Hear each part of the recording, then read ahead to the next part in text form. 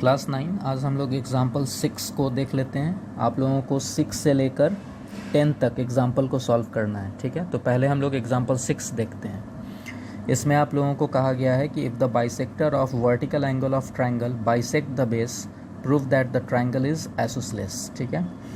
अब क्वेश्चन में कहा क्या है कि वर्टिकल किसी ट्राइंगल का जो वर्टिकल एंगल है ना, उसका बाइसेक्टर सामने वाले साइड को बाइसेक्ट कर देता है। जैसे ये हुआ, मान लीजिए वर्टिकल एंगल हुआ, ठीक है, और ये उसके ठीक सामने वाला बेस हुआ। तो ये वर्टिकल एंगल का जो बाइसेक्टर होगा वो सामने वाले बेस को क्या कर देता है, बाइसेक्ट कर देता है। तो ऐसे कंडीशन में ये जो ट्राइंगल होगा वो एक आइसोसेलेस ट्राइंगल होगा, ठीक है। उसका फिगर हम लोग इस तरह से बना लेंगे। ये देखिए, ये हो गया एक ट्राइंगल ABC हम लोगों ने ड्रॉ किया। AD हम लोगों ने एक वर्टिकल एंगल का बाइसेक्टर खींचा जो कि BC को D पॉइंट पे टच कर रहा है। तो इसका BD और DC आपस में इक्वल होगा और एंगल 1 और एंगल 2 आपस में इक्वल होगा। ये सब आपको क्वेश्चन में ही दिया हुआ है, ठीक है। तो वो सब हम लोगों ने गिवन में यहाँ पे लिख लिया है कि BD equals to DC because AD is bisector of angle A। तो एंगल A को बाइसेक्ट किया और सामने वाले साइड को भी बाइसेक्ट किया। इसका मतलब है कि BD और DC आपस में इक्वल और एंगल 1 एंगल 2 भी आपस में इक्वल। ये सब हम लोगों को दिया हुआ है। कंस्ट्रक्शन हम लोग ये कर लेंगे कि AD को आगे हम लोग E तक प्रोड्यूस करेंगे इस तरह कि जितना मेरा AD होगा उतना ही हम लोग DE को लेंगे, ठीक है। यानी AD का जितना लेंथ होगा उतना ही हम लोग DE का लेंथ लेंगे। अब हम लोग E से C को ज्वाइन कर देंगे, ठीक है। यहाँ तक जो हम लोगों ने E पॉइंट डाला, यहाँ से इस पॉइंट C को ज्वाइन कर देंगे।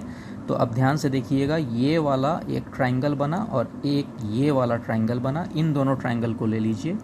तो हम लोगों ने लिया यहाँ पे ECD, ठीक है, और उसके बाद हम लोग ले लेंगे ABD ले लेंगे, यानी ये दोनों ट्राइंगल ले लेंगे और दोनों को हम लोग कन्ग्रुएंट करेंगे पहले। तो देखिए क्या क्या इक्वल हो जाएगा, BD और इसका DC आपस में इक्वल, ये गिवन ही है। इसके अलावा और क्या कॉमन और क्या हम लोग इसमें इक्वल कर सकते हैं, इसमें हम लोग ये भी इक्वल कर सकते हैं कि इसका AD और DE आपस में इक्वल है, इसलिए क्योंकि हम लोगों ने उसी तरह से उसको कंस्ट्रक्ट ही किया था कि जितना AD है उतना ही हम लोगों का DE है, ठीक है। दो चीज़ हम लोगों का हो गया, एक और कोई चीज़ हम लोगों को इक्वल करना है। तो देखिए ये दोनों एंगल वर्टिकल अपोजिट एंगल होने की वजह से इक्वल हो जाएगा। दैट मीन्स कि ये जो ट्राइंगल है, ये जो ECD ट्राइंगल है और जो ABD ट्राइंगल है, दैट मीन्स कि ये दोनों कन्ग्रुएंट ट्राइंगल है। और side angle side property criteria को फॉलो करते हुए ये दोनों ट्राइंगल कन्ग्रुएंट हो गया। और अगर ये कन्ग्रुएंट है, इसका मतलब इसका AB और इसका EC आपस में इक्वल होगा और इसका एंगल 1 इसका एंगल 3 आपस में इक्वल होगा CPCT से, जिसमें CPCT यानी corresponding part of congruent triangle, ठीक है।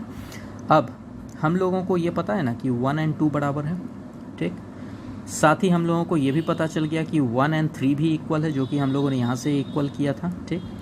तो दैट मीन्स कि अगर 1 एंगल जो है वो 2 के भी इक्वल है और 1 जो है वो 3 के भी इक्वल है, इसका मतलब है कि एंगल 2 एंड एंगल 3 आपस में क्या रहेगा, इक्वल हो जाएगा, ठीक। ये देखिए इक्वल हो गया यहाँ पे एंगल 2 एंड एंगल 3। अब इसका अगर एंगल 2 और इसका एंगल 3 इक्वल है, तो इसका मतलब है कि इसका EC और इसका AC आपस में क्या होगा, इक्वल होगा, ठीक है। EC और AC आपस में इक्वल होगा।